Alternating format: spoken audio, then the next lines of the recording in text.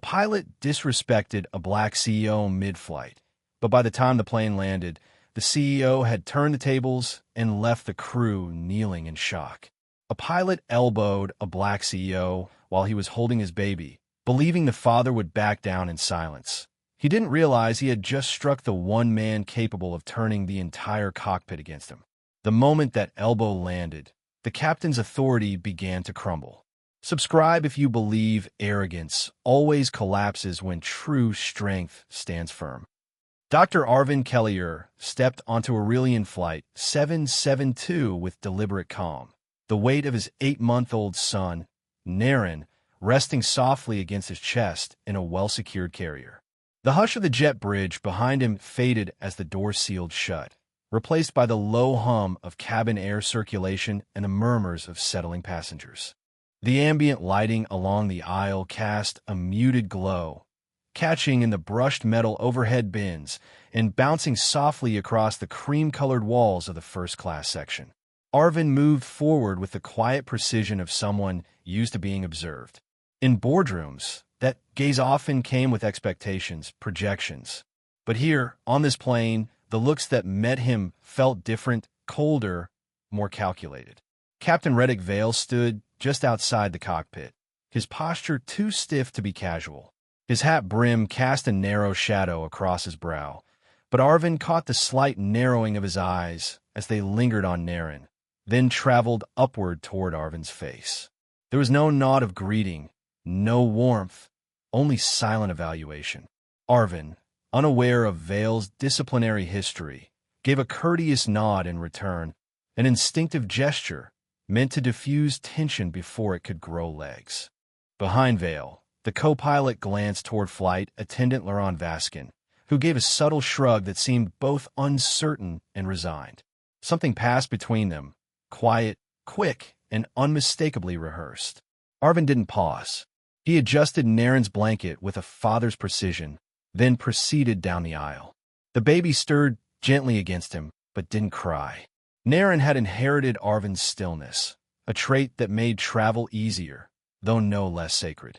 Today's trip was important, not corporate, not strategic, but personal. Norvex Ridge was 3 hours away by air, and its medical center housed a pediatric specialist Arven had waited months to secure an appointment with. It wasn't just a checkup, it was reassurance. And nothing, neither turbulence nor delay, would keep him from reaching that destination. He arrived at Seat 2, a corner of quiet meant for executives or dignitaries. The luxury of space mattered little to Arven right now.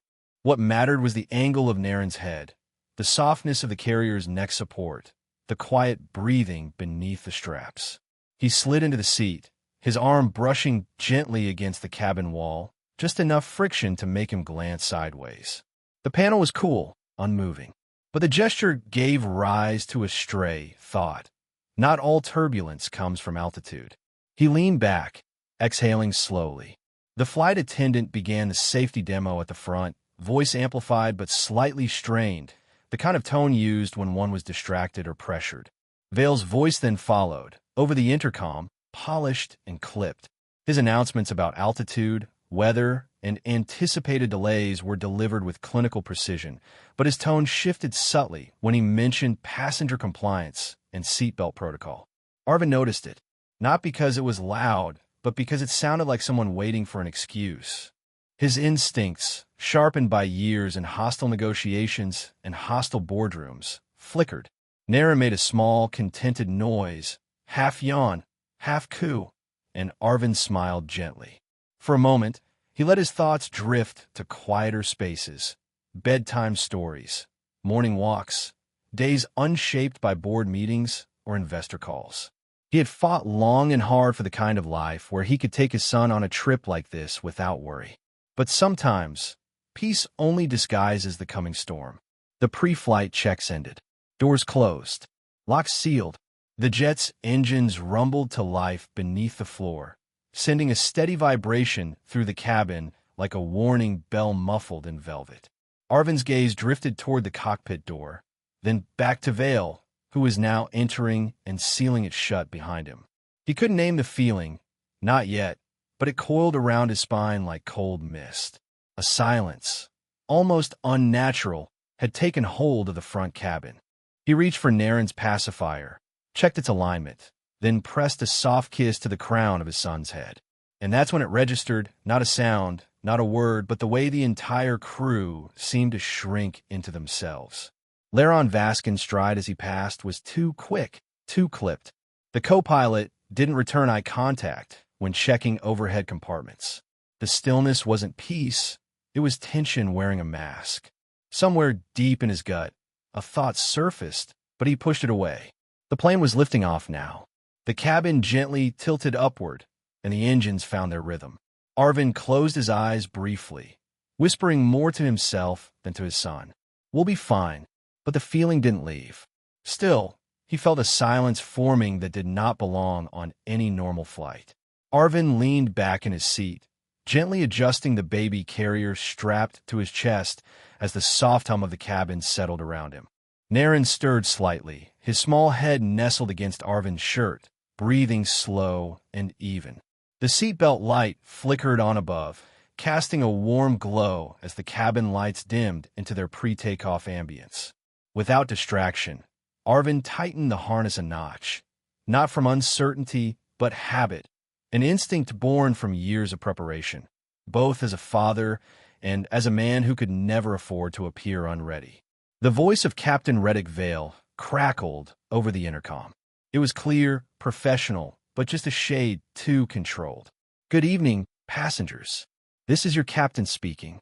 Please ensure your seats are upright, tray tables stowed, and all personal devices switched to flight mode. We will begin taxiing shortly." Something in his tone made Arven pause. The cadence of Vale's voice hit every procedural note, yet it carried an edge, something veiled behind the words, like irritation trying to stay disguised. Arven recognized it instantly. It was the same tone certain executives used before vetoing a proposal they never intended to understand. A tone that craved an excuse. A few rows ahead, a passenger coughed. Somewhere in the back, a suitcase thudded into an overhead bin. The moments passed uneventfully until a shadow interrupted the edge of Arven's vision. Flight attendant Leron Vaskin approached down the aisle with practiced efficiency, his steps even and polite. But when he reached Arven's row, his rhythm faltered. "Excuse me, sir," Leron said with a forced smile, his gaze flicking toward the baby. "Are you confident in handling the infant in case of turbulence?" Arven turned slightly, raising his eyebrows. The phrasing struck him immediately. It wasn't, "Is your child secured? Or do you need assistance?" It was a challenge wrapped in politeness. He met Leron's eyes. "I am. He's secured properly, and I'm experienced with travel protocols involving infants." Leron didn't nod in agreement. Instead, he leaned forward slightly, not toward Nerin, but toward Arven's hands, studying how they cradled the carrier straps. His eyes lingered on Arven's grip, the angle of his wrists, the placement of the infant's legs. It felt clinical, invasive, and oddly impersonal. Not the actions of someone genuinely concerned for a child.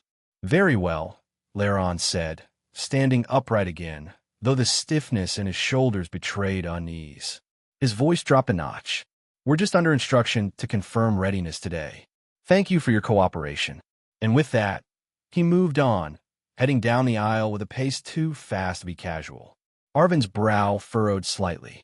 He'd been observed before by boards, investors, negotiators, but this was different. He glanced down at Nerin, who was still calm, a thumb tucked under his chin. The infant stirred gently, as if sensing the change in energy. Unbeknownst to Arven, Leron had been briefed only minutes before passengers boarded. Vale had called him aside with a specific directive. Keep an eye on the man in 2A. Document anything that seems off, even if it's subtle. The language had been vague, but the meaning was clear. Leron had nodded then, uncertain but obedient. And now, that seed had taken root in the form of carefully masked suspicion.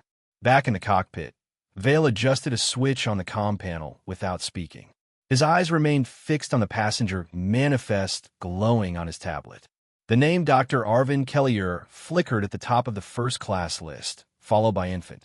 Nerin Kellor.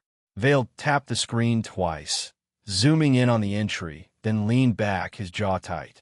Back in the cabin, the aircraft began to roll forward. The sensation of movement rippled beneath the passengers' feet as the plane taxied toward the runway. A faint vibration moved up through the floor panels and seat brackets, barely noticeable to anyone not paying attention. But Arven noticed. Not the movement, but the atmosphere. Vale's voice returned, this time tinged with artificial calm. Ladies and gentlemen, we've been notified of a minor delay in departure clearance. We'll be holding position briefly before takeoff. Please remain seated. The announcement was standard. What wasn't standard was the absence of crew reaction. Neither Leron nor the co-pilot appeared surprised. No hushed radio chatter. No glances exchanged over clipboards or earpieces. Just stillness. Too still. Arven exhaled quietly and leaned forward just enough to rest his chin against the top of Nerin's head. His son's scent, clean linen, baby lotion, and something warm and innocent calmed him. But his mind remained alert. Every intuition he'd honed in years of high-stakes business now whispered that something below the surface was preparing to rise. Behind him, a few passengers whispered about the delay. One flipped through a magazine, another tugged their window shade. But Arven's focus remained steady, anchored on that interaction with Leron and the slight inflection in Vale's voice. These were not coincidences. These were cues. And in Arven's world, cues often meant escalation. His fingers adjusted the blanket across Nerin's shoulder, not out of necessity, but as an act of grounding. The child was safe. That was all that mattered. Yet even as he leaned back into his seat, eyes scanning casually, something deeper unfurled within him. A readiness, not for confrontation, but for what must be protected if one came. Outside the windows, the runway lights shimmered in soft halos.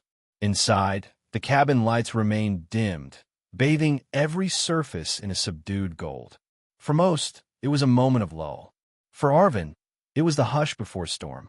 The pilot's delay, the inspection phrased as a test, the intensity of Leron's observation. These weren't random. They were steps in a playbook Arven had seen before, in boardrooms, yes, but never 30,000 feet in the air, and never with his son in his arms. He didn't know yet what was being said in emotion, but he felt it, the way a conductor hears tension before the orchestra plays a single note. The tension felt less like a delay and more like a countdown. The cabin lights glowed softly as the aircraft stabilized into cruising altitude, the familiar chime signaling that passengers could move freely. But instead of remaining in the cockpit, Captain Reddic Vale unlocked the secure latch and stepped into the main cabin, moving with the precision of someone who needed everyone to notice. Heads turned subtly. It was rare for a captain to make an unscheduled walk through mid-flight, and rarer still for one to wear that much authority in his stride. He walked slowly, deliberately, his shoulders squared, and his uniform pristine, every button, epaulette, and seemed exactly where protocol demanded. But something in his movements suggested more than professionalism. It was performance, a projection of control. When Vale reached the third row of first class, his pace faltered ever so slightly. There sat Dr. Arven Kellor, holding his infant son Nerin, swaddled and peacefully dozing in the baby carrier attached to his chest. Arven was softly humming to maintain a rhythm, unaware that eyes full of quiet resentment were studying him. Vale's gaze lingered on the baby, just long enough to seem inappropriate, then moved to Arven's first-class tag, then back to the serene black man beneath it. Something flickered in Vale's expression, too brief for anyone but Arven to catch. Without offering a greeting, Vale leaned in slightly, too close for comfort. "Have you followed all infant protocol, sir?" he asked, his voice low and clipped, almost monotone.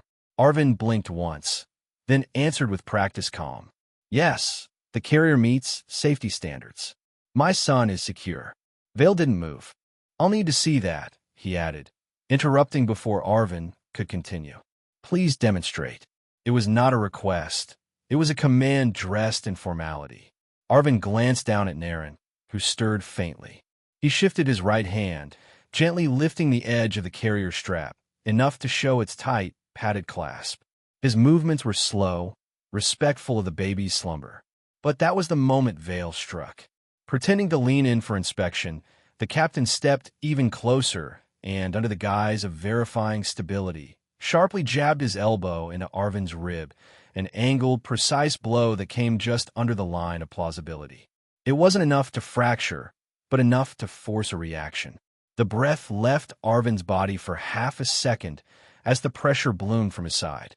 His arms instinctively tightened around Nerin's frame to shield him from a jolt. Gasps echoed faintly from 2 rows behind. A woman clutched the armrest beside her. Someone near the window straightened in their seat. But Vale didn't acknowledge any of it. He stepped back a fraction, tilting his head, playing the role of concerned captain. Arven's jaw had set hard, the tendons in his neck tightening, but his voice was measured. "My son is fine," he said. His words cut through the space between them like tempered steel. Not loud, not trembling, just deliberate. The kind of restraint born not from fear, but from a lifetime of knowing what power looked like when it tried to disguise itself as procedure. Vale's eyes narrowed. He had expected a flare of outrage, a burst of emotion he could twist into a report. But Arven gave him none of that. Instead, he adjusted Nerin's blanket, his movements as graceful as before, as if the pain blooming in his side were irrelevant. The lack of reaction unsettled Vale more than retaliation would have. From his vantage point, Vale could not see the small black clip just beneath Arven's collarbone, camouflaged against the sweater's weave. A silent red diode blinked on for the first time, triggered by abrupt motion and pressure, a precaution Arven had activated long ago for discreet protection. It was now recording everything. Behind Vale, a few murmurs had begun. One man leaned toward the aisle, whispering to his seatmate. The elbow hadn't gone unnoticed, but Vale didn't stay to hear it. His performance was over. Without another word, he turned sharply on his heel and resumed his walk, rigid, stiff, like a man whose authority had slipped through his fingers but refused to acknowledge it. Arven remained motionless for a moment, eyes on the back of the captain as he retreated. His side pulsed. His thoughts raced, not with panic, but with calculation. He had faced worse in boardrooms where the knives are metaphorical, but cut just as deep. What disturbed him most was not the pain, but the intent. That Vale, a pilot responsible for dozens of lives, had chosen to assault a passenger while he was holding an infant. This was not about safety. It never was. The baby stirred, sensing his father's subtle tension. Arven rocked gently, calming Nerin with rhythm more than words. In the quiet hum of the aircraft, a silent line had been crossed. The captain believed himself untouchable, but that belief had just been recorded, preserved, and soon it would be challenged. Unseen by everyone, a small recording device, clipped to Arven's sweater, quietly switched on. The elbow was the moment the real story began. The jab landed without warning. It wasn't hard enough to knock the wind out of Arven, but sharp enough to make his breath catch and his side flare with pain. Captain Vale's elbow had driven into his rib with a precision that couldn't be dismissed as accidental. Arven stiffened. Nerin shifted against his chest with a faint murmur, but didn't cry. That was all that mattered. Vale straightened, his face void of apology.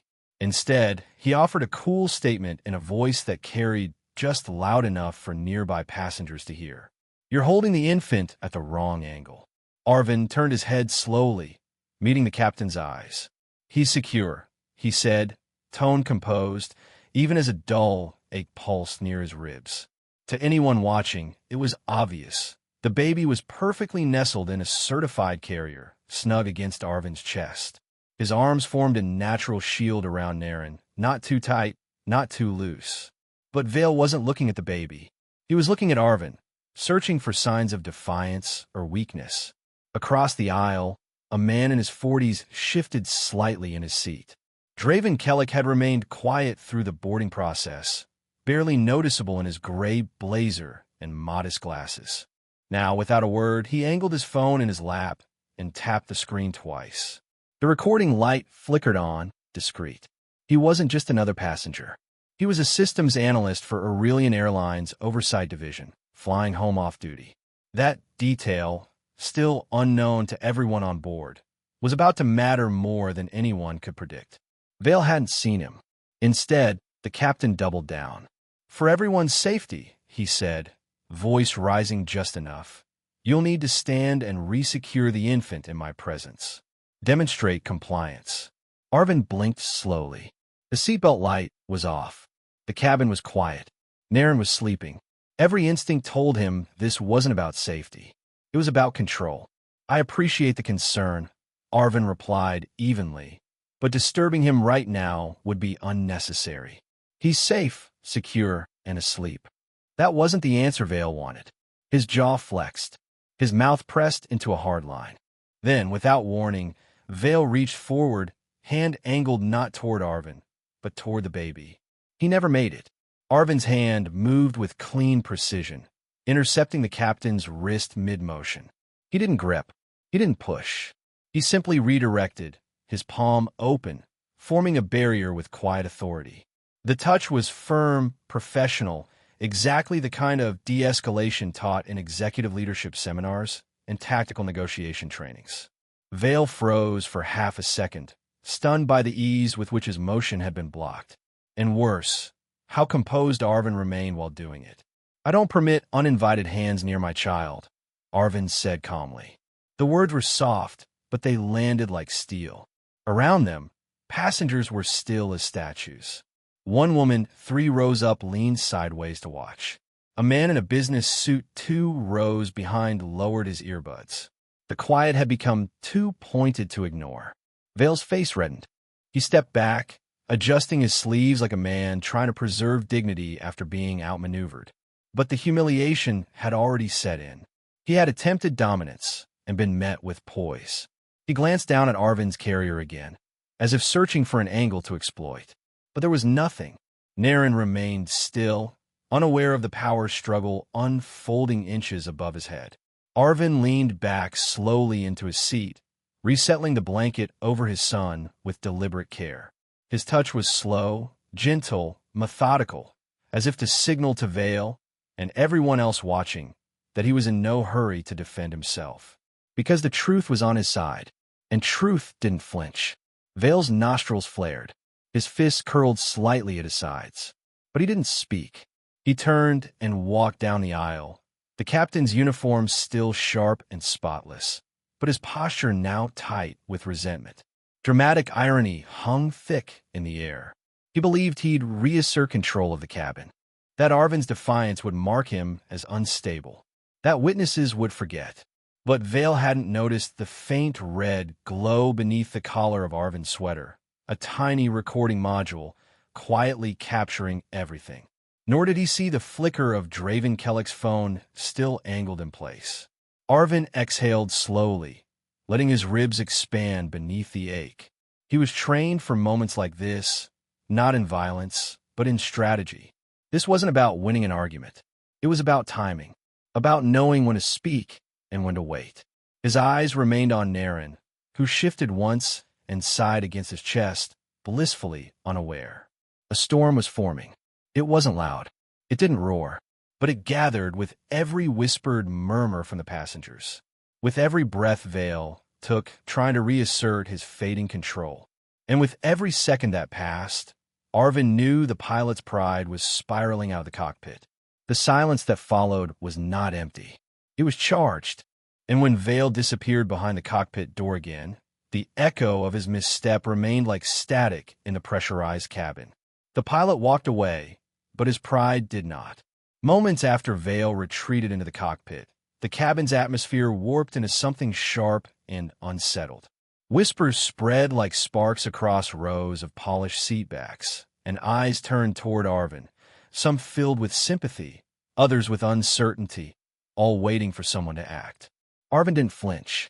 His left hand cupped the back of Nerin's small head. His right gently bounced the carrier against his chest, each motion measured to soothe, not to react. His breathing slowed deliberately. He had been in conference rooms thick with tension, in board meetings where billions shifted with a glance, but nothing had ever felt like this. Here wasn't strategy at stake. It was his son. The cockpit door snapped open again, too soon for coincidence. Captain Reddic Vale emerged with heavy steps, his posture rigid, his presence louder than any announcement. Leron Vaskin trailed behind, holding a palm-sized verification device with blinking green lights. It was the older model, the kind phased out after too many misreadings. Arven clocked it immediately. He had helped consult on its replacement years ago. This one was obsolete, both in function and logic. Vale's voice sliced the cabin's hum. A safety concern has been reported, he declared. His tone was commanding, but laced with performative restraint, an actor trying to sound reasonable while hiding the script. The cabin quieted further, like an audience unsure whether they were watching a drama or a threat. Arven didn't respond. He shifted slightly, tightening his hold on Nerin. The baby stirred but didn't cry. Arven's eyes flicked from the device to Leron, then to Vale's squared shoulders. He could read the choreography. This wasn't about safety. It was about control. About justifying the elbow he thought no one would question. No one reported anything. Arven said evenly, "What exactly is the concern?" Vale didn't answer. He simply nodded to Leron, who stepped forward, hesitating. The flight attendant's hand trembled slightly as he held out the scanner. "It's just a quick check, sir," he muttered, not meeting Arven's eyes. Arven stood slowly. The decision was automatic, ancestral. Standing was defense. Standing was clarity. He turned his body slightly to form a barrier between Nerin and the two men. His voice remained composed. "My child stays with me." Vale's jaw flexed. "Sir, we need to verify the infant's secure position. Please cooperate." "He is secure. You saw that earlier." Arven's voice didn't rise. It didn't need to. The truth carried enough weight. Leron glanced at Vale, caught between obedience and conscience. Vale's face darkened. He was losing grip, losing face, and in front of an entire cabin. "Hand the child over, sir," Vale ordered. That was the line.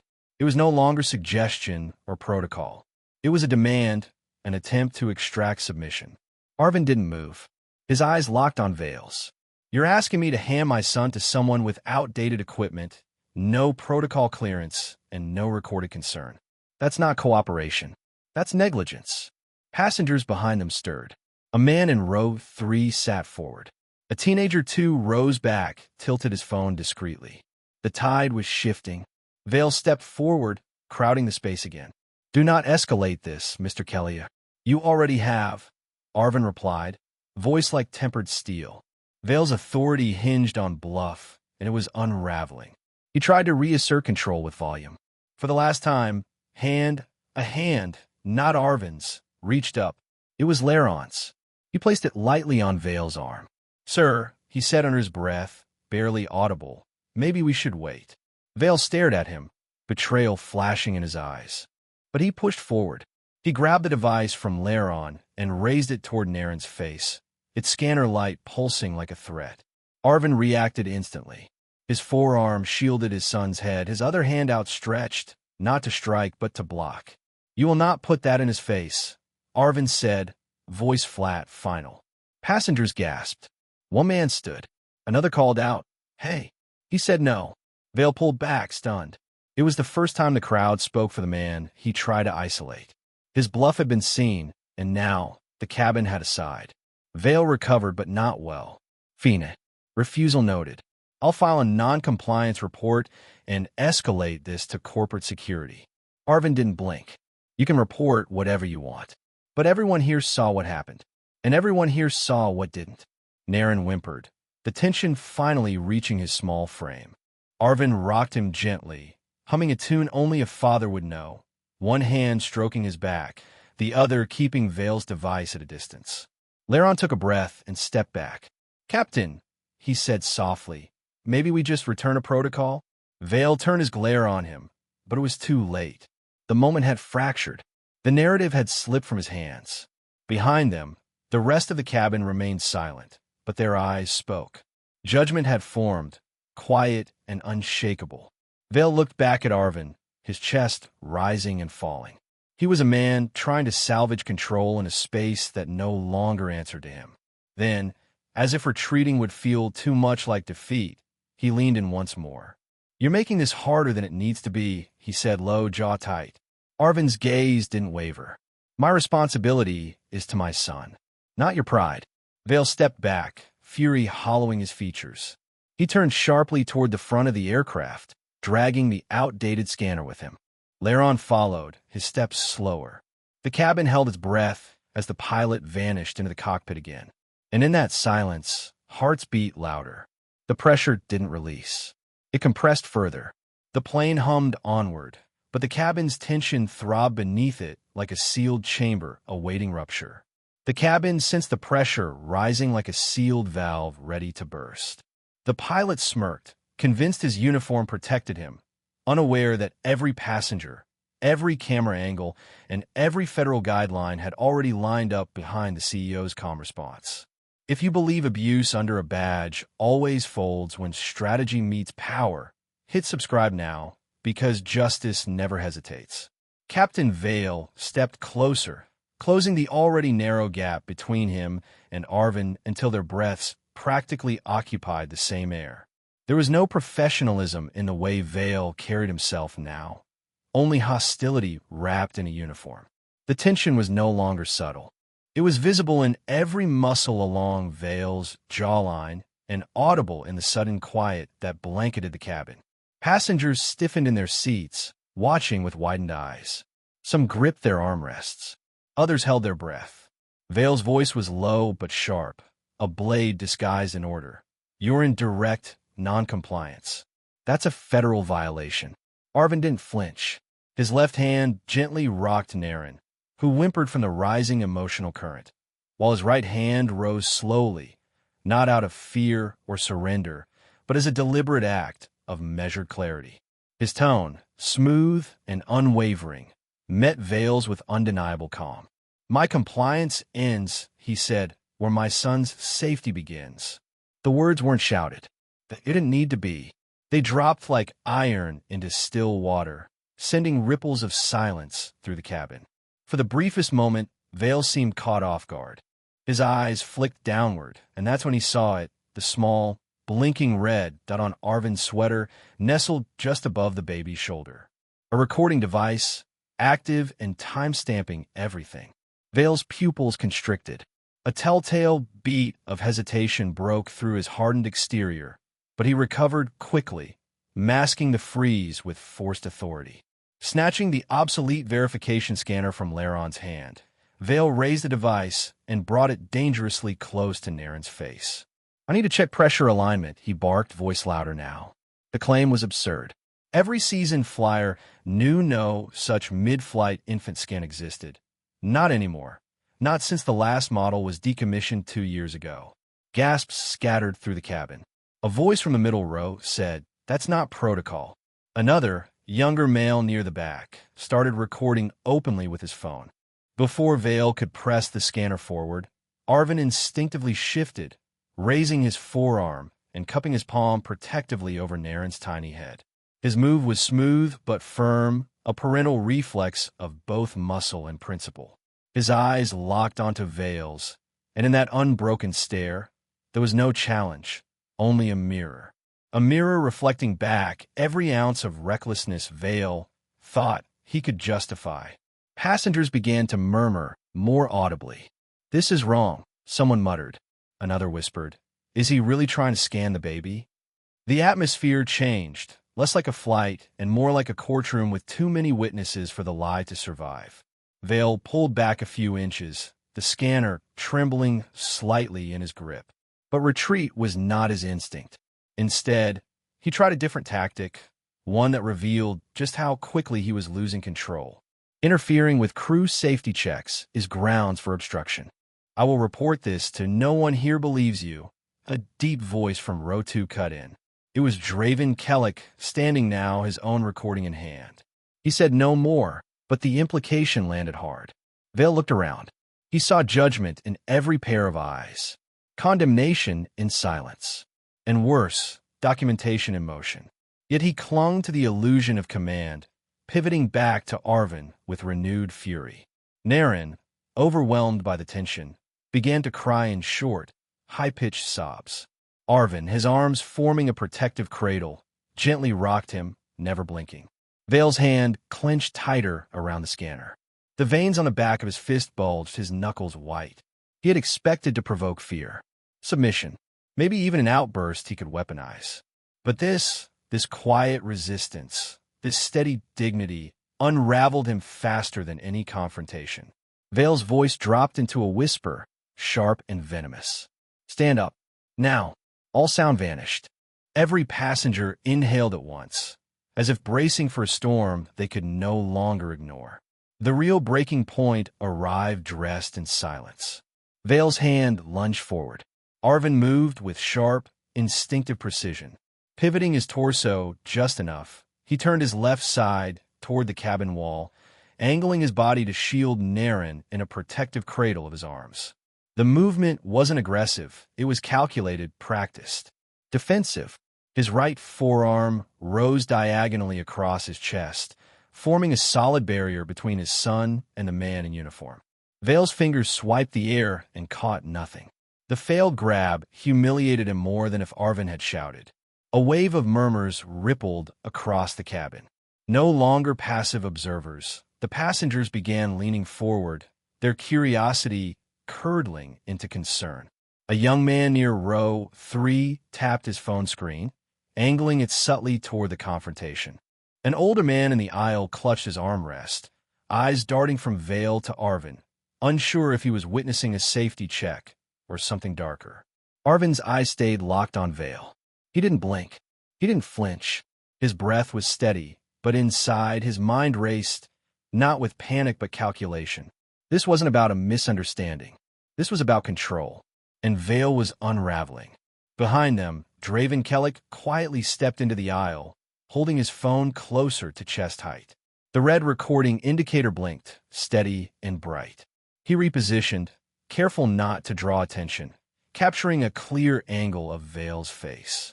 The captain, in his fury, didn't even notice. "You are initiating an aggressive posture," Vale barked, loud enough to reach the cockpit recorder. His voice, layered with official tone and performative concern, echoed through the cabin. He was playing to the microphone, building a false narrative. But his act was flawed, too rehearsed, too loud. Arven responded without raising his voice. "I will not move to an isolated area," he said evenly. His tone cut through the cabin like tempered glass. "Calm. Fracture-proof." Vale's brow twitched. The rebuke wasn't loud, but it was defiant. And worse, it was composed. Arven wasn't giving him the chaos he needed to justify force. For a man like Vale, who thrived on asserting dominance, that silence was maddening. The pilot stepped forward again, this time with intent. His hand hovered midair, fingers tensing like claws.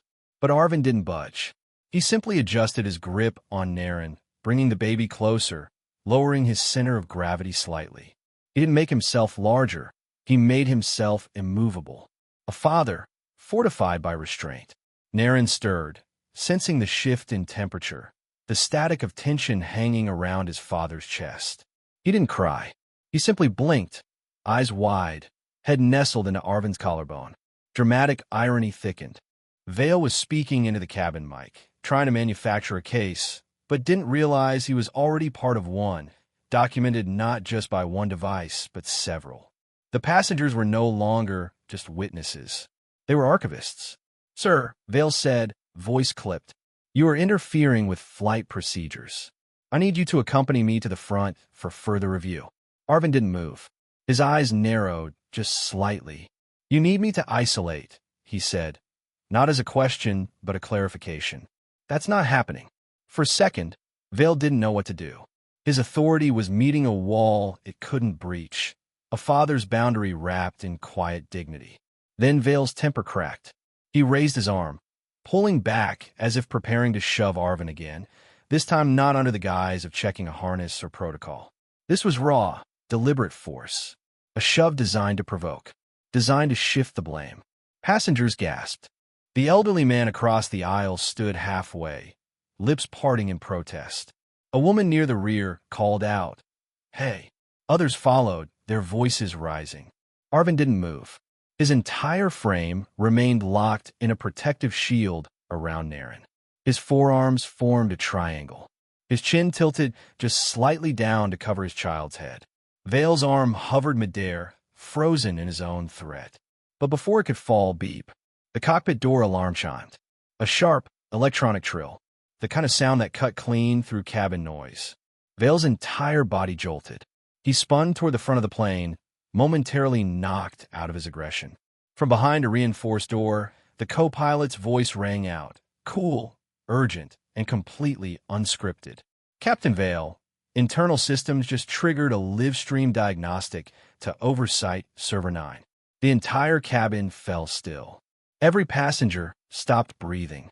Even Nerin stilled, as if the baby, too, understood the weight of the moment. Vale turned his head slowly, as if waking from a dream he had lost control of. His mouth opened slightly, but no words came. Draven adjusted his stance behind Arven and quietly whispered, "It's on the record now." From all angles. Vale's lips tightened.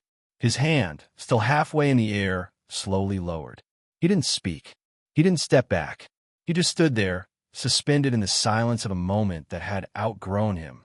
The cockpit door alarm suddenly chimed, stopping the confrontation mid-breath. The chime rang out, sharp, mechanical, and unmistakably deliberate.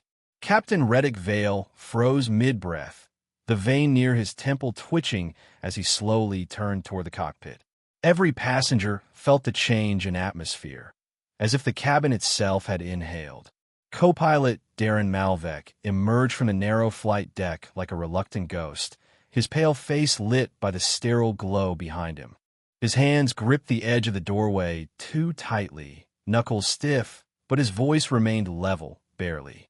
"There's been an irregularity," Malvek announced, glancing quickly around the cabin before locking eyes with Vale. "The passenger stream logs are transmitting. Live." The words hung like frost in the air. Vale blinked, caught off guard. "What logs?" "Passenger logs. Cabin footage. Multiple streams." Malvek continued, his tone carefully measured, like someone trying to defuse an explosive without a manual. "They're being routed, right now, to the oversight server.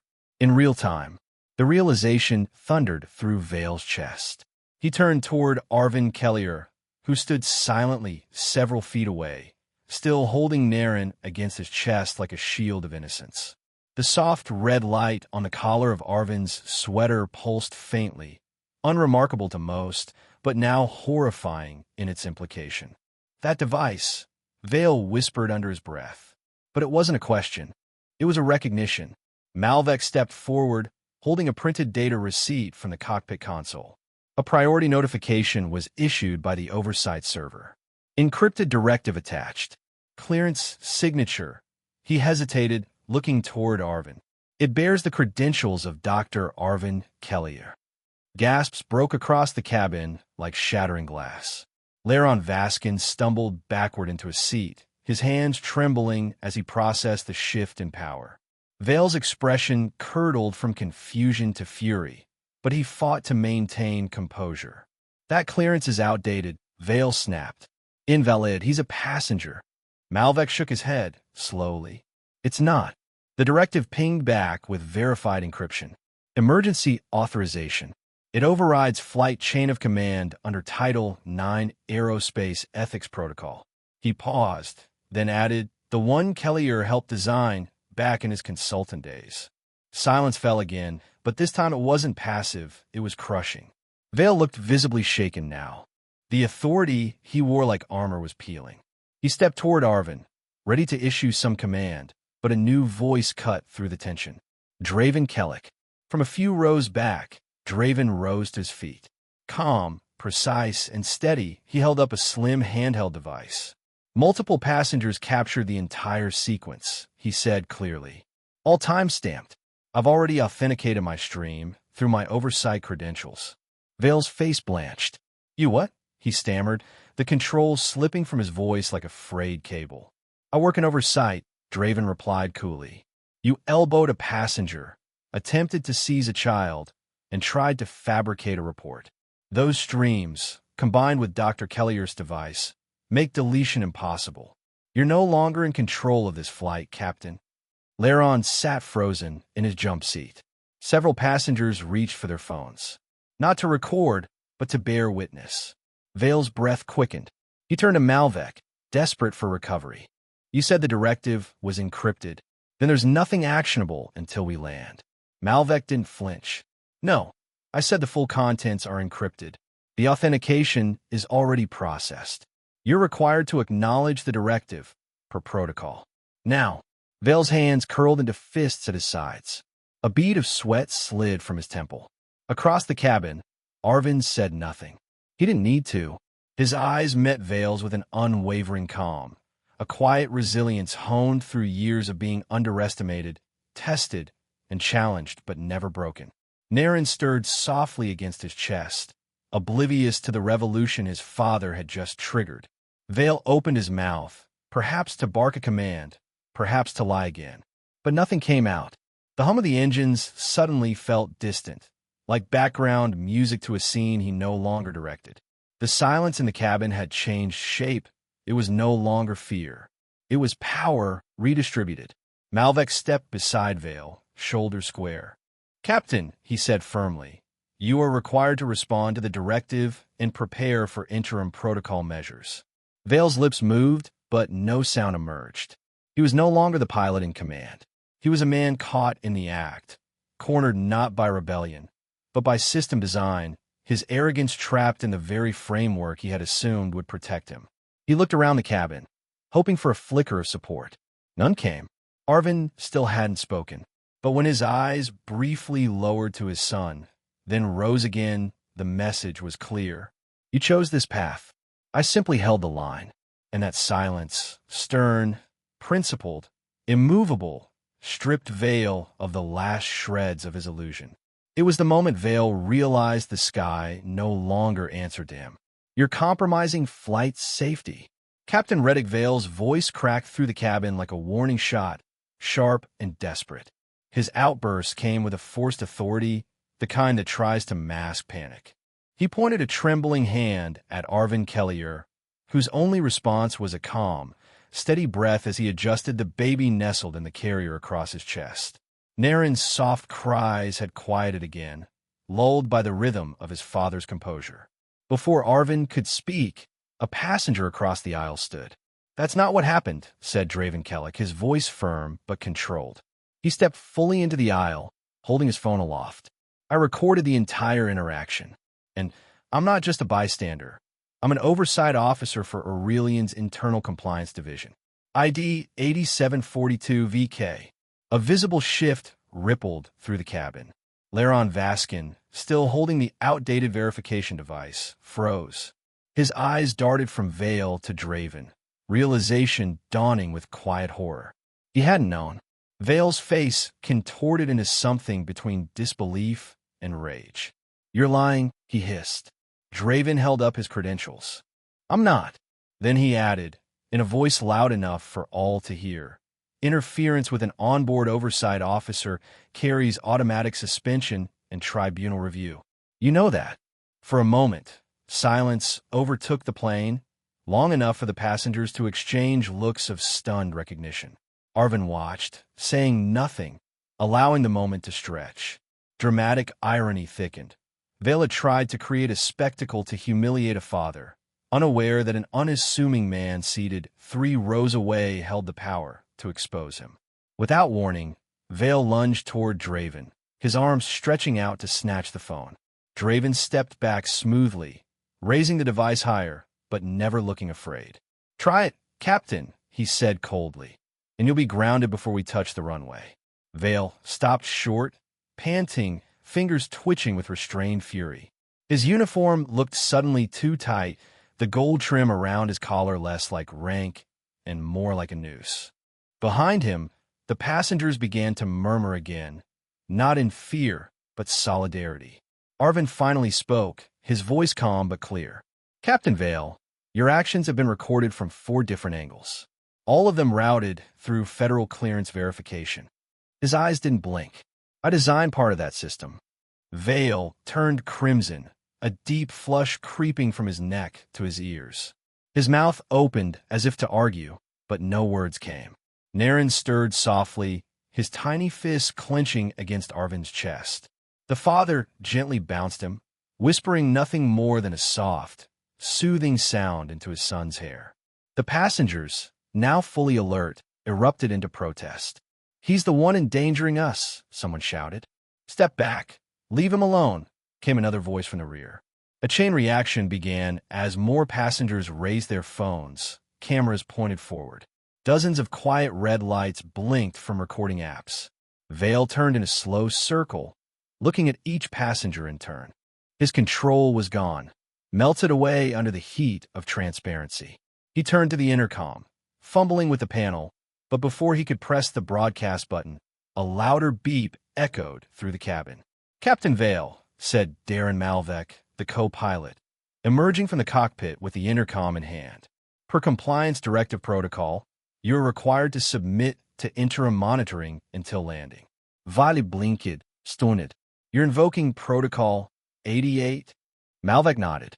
The oversight server acknowledged a priority flag routed under clearance ID VK 1745 Dr. Kellor's, and it's been validated by Officer Kellock's time-stamped footage. For a brief second, Vale's legs buckled slightly, the words hitting harder than expected. He tried to straighten himself, clearing his throat. "This is a passenger violation. I am the captain of this. You were," Malvek said, not harshly, but with an air of finality that only someone bound to the truth could deliver. "Protocol is clear." Vale's hands trembled at his sides. "Then I want a misconduct report written up. Now." He turned to Leron, whose eyes had gone glassy with guilt. Vale's voice sharpened louder. "Do it." But Leron didn't move. "I said, write the report." Leron hesitated, one breath, then two. His fingers flexed around the outdated scanner, still in his grasp. The same scanner he had used under pressure. He looked from Arven's baby to Vale's furious eyes. Then slowly, deliberately, he lowered the device to his side. "I can't, Captain," he said, voice low. "Not this time." Vale's mouth hung open. The silence that followed was not one of suspense, but of something older, rejection. The passengers didn't cheer, didn't clap. They simply watched, recording, remembering. No one moved. No one needed to. The power had shifted entirely.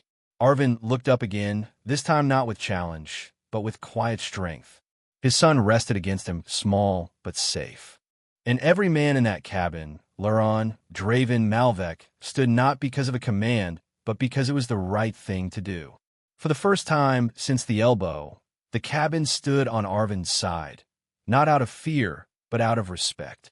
"Captain, protocol requires you to kneel and surrender command authority for temporary reassignment." The words did not echo, they struck. The cabin held its collective breath, the silence as sharp as the overhead lights that flickered once more, casting a brief shimmer across every pair of eyes turned toward the narrow aisle where three men stood, frozen in a moment that no one on board would forget. Vale's chest rose, then stilled. His jaw tightened. His hands, which had commanded the yoke of a multi-ton aircraft, now hung limp at his sides. And across from him, steady as a pillar in a hurricane, stood Arven Kellor, his infant son still resting peacefully against his chest, untouched by the storm around him. Co-pilot Nerin Malvek's stance remained firm. He had spoken clearly, authoritatively, not as a subordinate, but as a man bound by code and conscience. The passengers had filed their synchronized complaints. The oversight server had accepted the directive routed through Arven's clearance, a clearance higher than most pilots even knew existed. The rules of aviation now demanded that command be surrendered. But Captain Vale didn't move. His eyes darted to the intercom panel behind Malvek, then to the exit signs glowing in soft green above the cabin doors. He wasn't looking for a way out. He was calculating, fighting the humiliation inch by inch. The loss of control was not just professional. It was personal, and he couldn't stand it. "You expect me," he said slowly, each word weighted with resentment, "to kneel in front of a passenger?"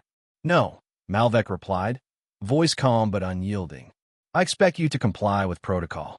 This isn't about who's watching. It's about what's required." Vale's nostrils flared. He glanced at Arven, whose gaze had not wavered. Nerin shifted slightly, his tiny fingers curling against his father's chest, completely unaware of the history pressing in around him. Arven spoke at last, his voice low, composed, but unmistakably resolute. You elbowed a father holding his child. You lied to the cabin. You misused a scanner you didn't even understand. And you were recorded doing it from 4 angles, Arven said, his tone cutting through the quiet like a scalpel. This isn't just protocol. It's consequence. The words held no anger, only truth.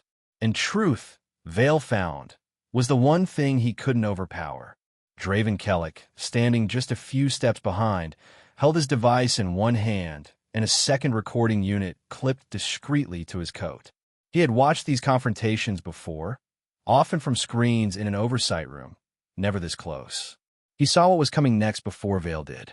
A single beep rang from the overhead speaker. It was the intercom's way of confirming the compliance threshold had been met. Malvek took a small step forward. You're holding up command transition, Captain. If you do not kneel, I will be forced to initiate override escalation under Clause 7.3.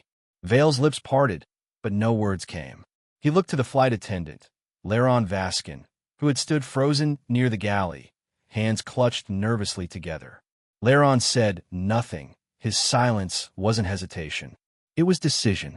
He had chosen a side, and it was no longer Vale's. Passengers sat upright, some craning their necks, others raising their phones again. None spoke. Their expressions ranged from disbelief to righteous expectancy. It was not a mob, it was a court.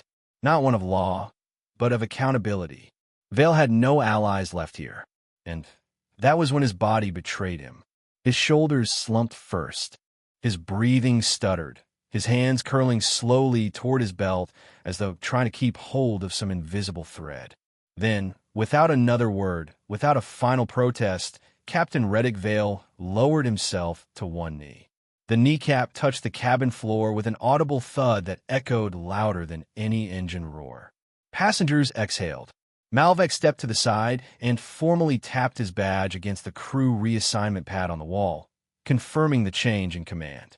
A soft blue light blinked into life, the visual confirmation that the transition had been accepted by the flight system.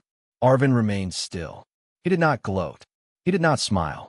He only adjusted Nerin's blanket with one hand, the movement as smooth and deliberate as every decision he had made since the moment Vale first leaned too close.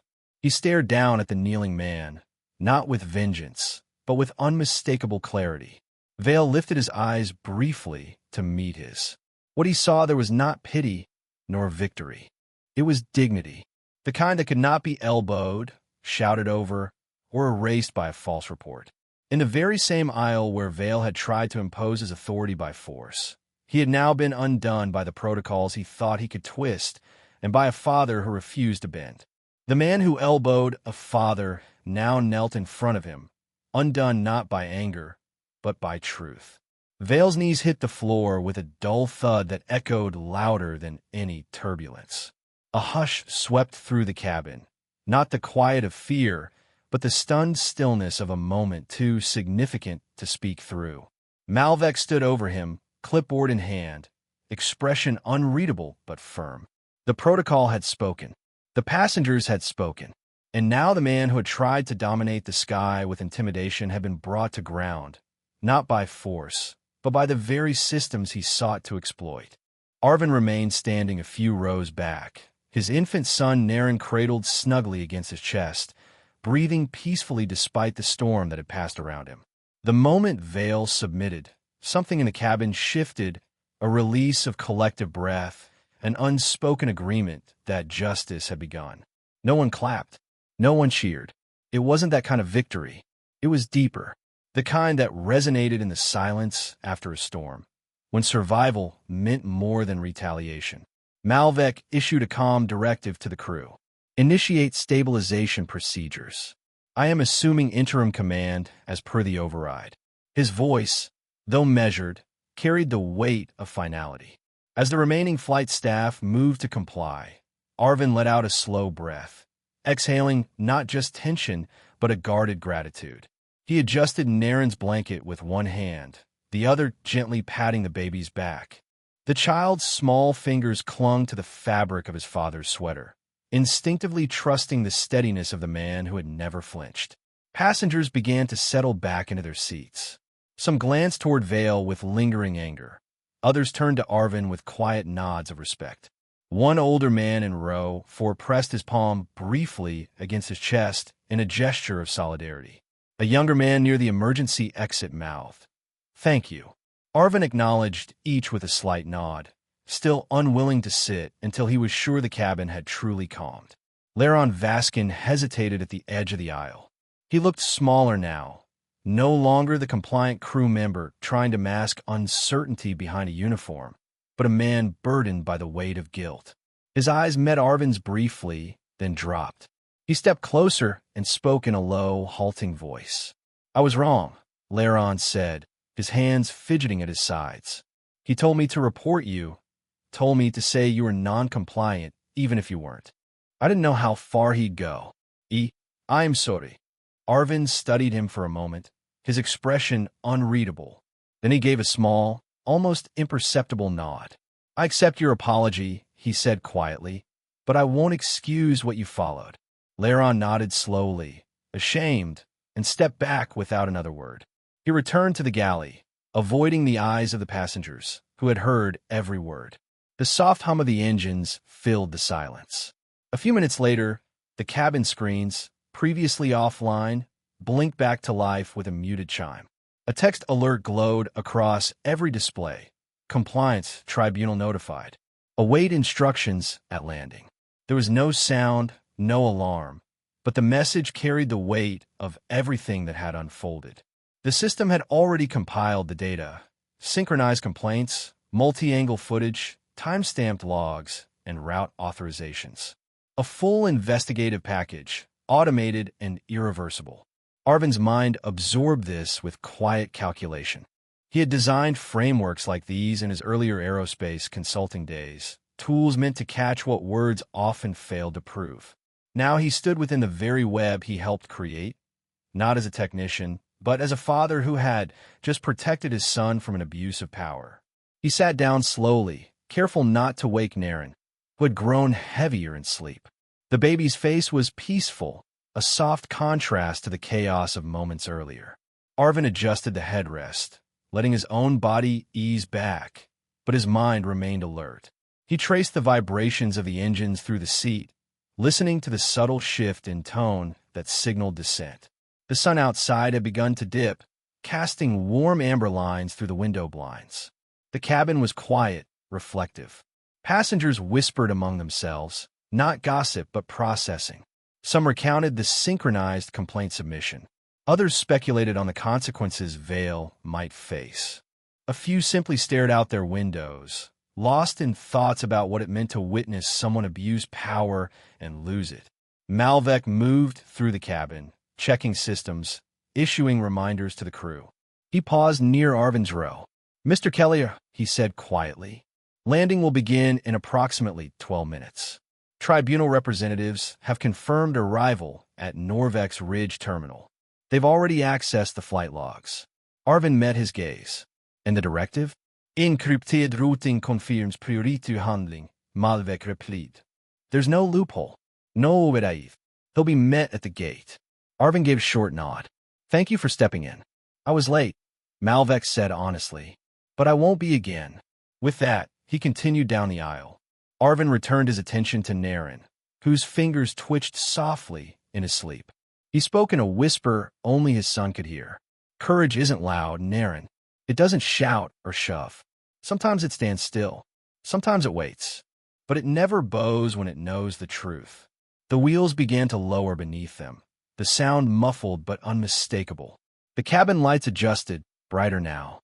Outside, the runway lights flickered into view, a trail of illumination slicing through the dusk.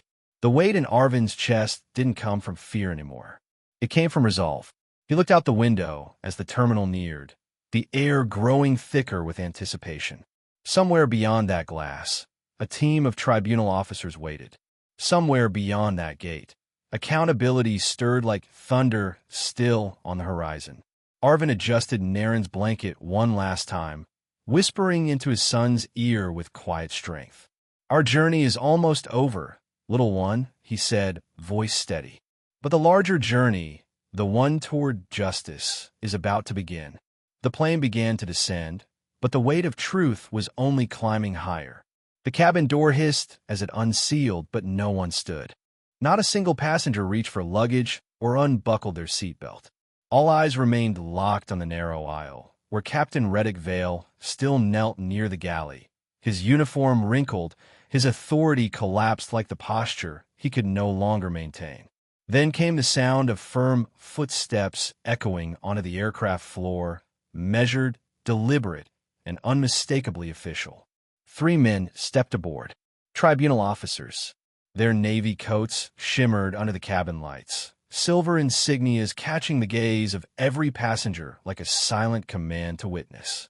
At the front of the group stood Magistrate Karen Voss, tall and stern-faced, carrying a data pad already illuminated with synchronized complaint codes and digital case files. His presence didn't merely suggest authority, it was authority. Vale looked up slowly, as though hoping the moment would pass if he moved carefully enough. His lips parted, but no words came. He was no longer the voice of command. He was now a subject under review. Voss spoke without raising his voice, but it cut through the silence like steel through cloth.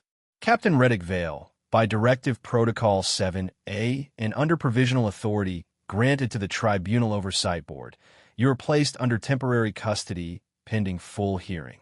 All flight-level rights are hereby suspended. Stand. Vale hesitated. His knuckles pressed the cabin floor for leverage, his eyes darting between Voss and the silent stares of the passengers.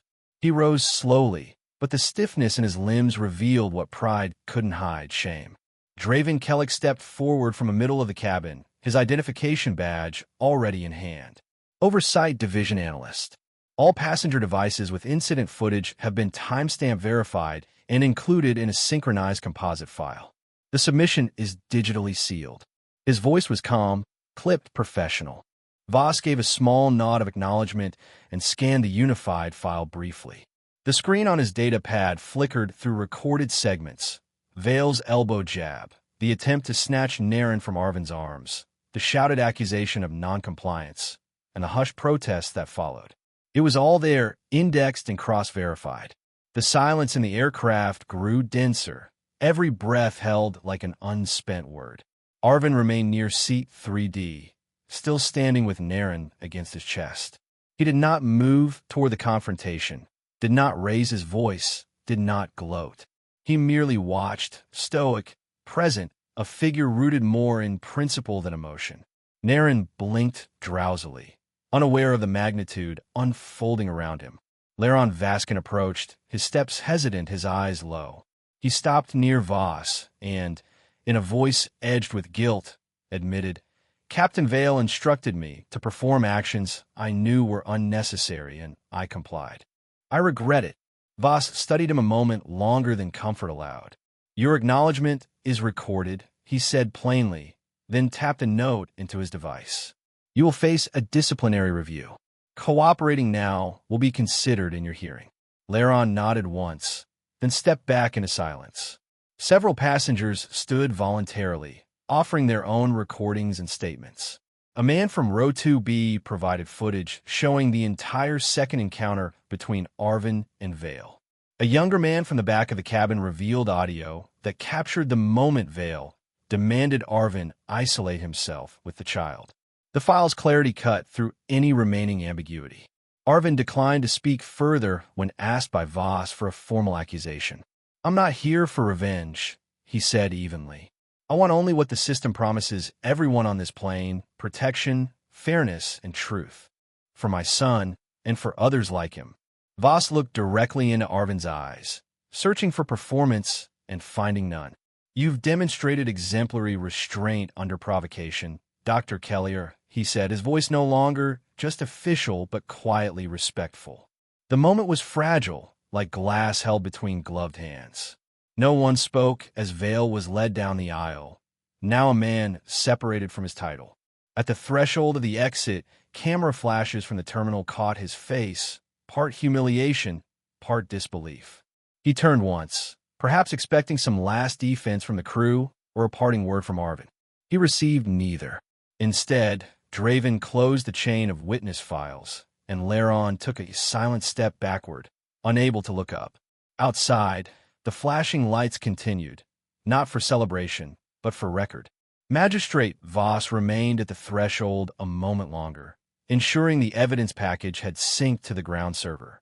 The last words spoken on the aircraft that day came not from a tribunal officer or a passenger, but from a narration written by the events themselves, quiet, chilling, resolute. Accountability landed faster than the aircraft itself. Days after the incident, the story erupted across every major network the moment the footage surfaced. It had not spread gradually, it struck like a wave.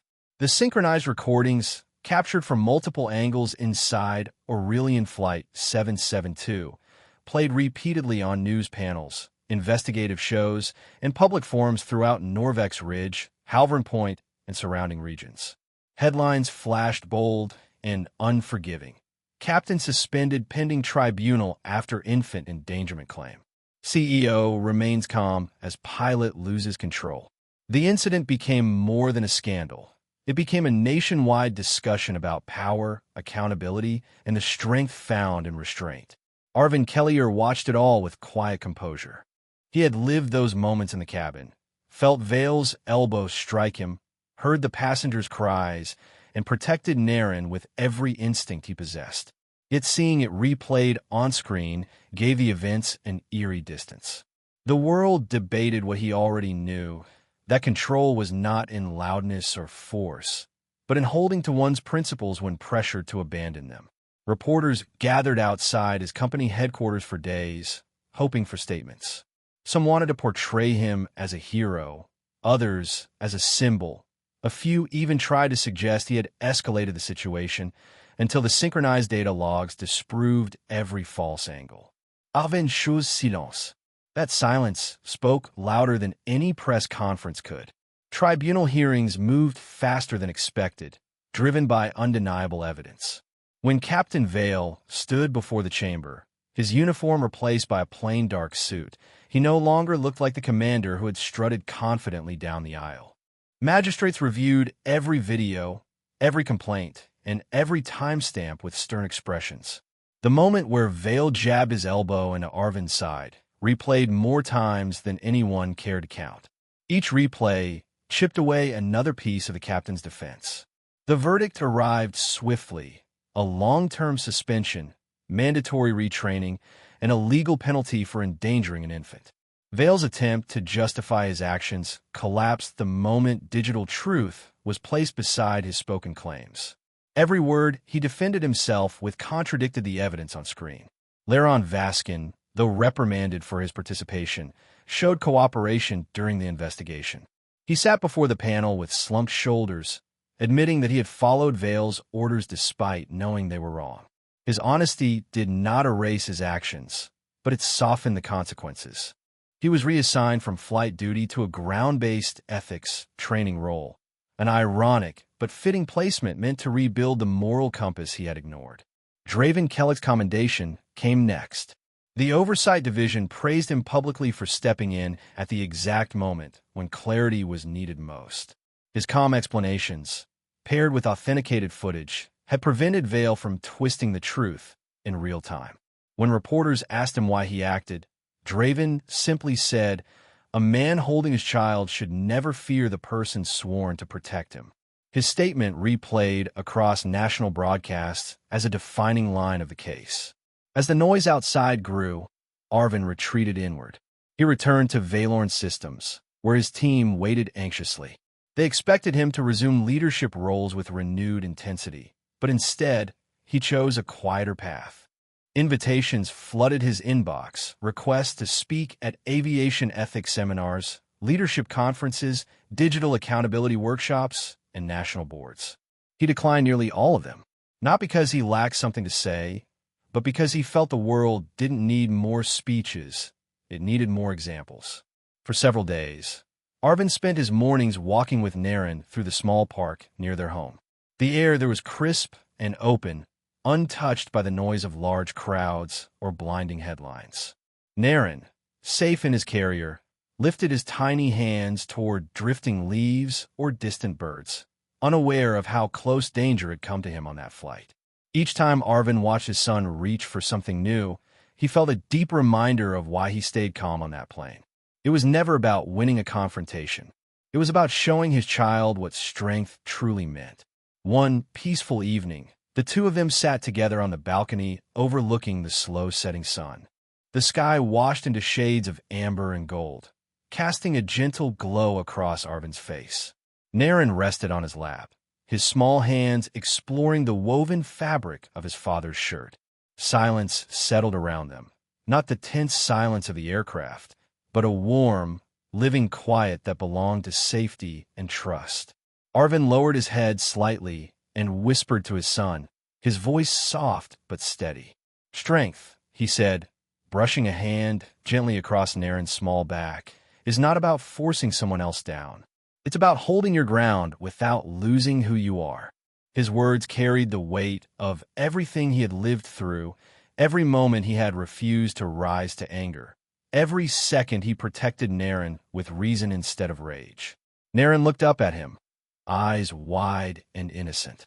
He reached forward and placed a tiny palm against Arven's cheek, as if sensing the depth behind his father's words. Arven exhaled slowly, a soft smile forming, not proud, not triumphant, but grateful. The moment wrapped around them, settling into memory like a quiet anchor. Outside, the world continued discussing the flight, analyzing videos, debating policy, and dissecting every move Captain Vale made. But Arven focused on only one truth: the safety of his child and the clarity of standing on principle. And as the sun dipped fully below the horizon, that truth felt far more powerful than any headline. In the end, the victory wasn't in making a man kneel, but in showing his son how to stand. Minutes before landing, the truth hit harder than the elbow. The captain was forced to kneel, stripped of command mid-flight, and confronted with the consequences of his own arrogance.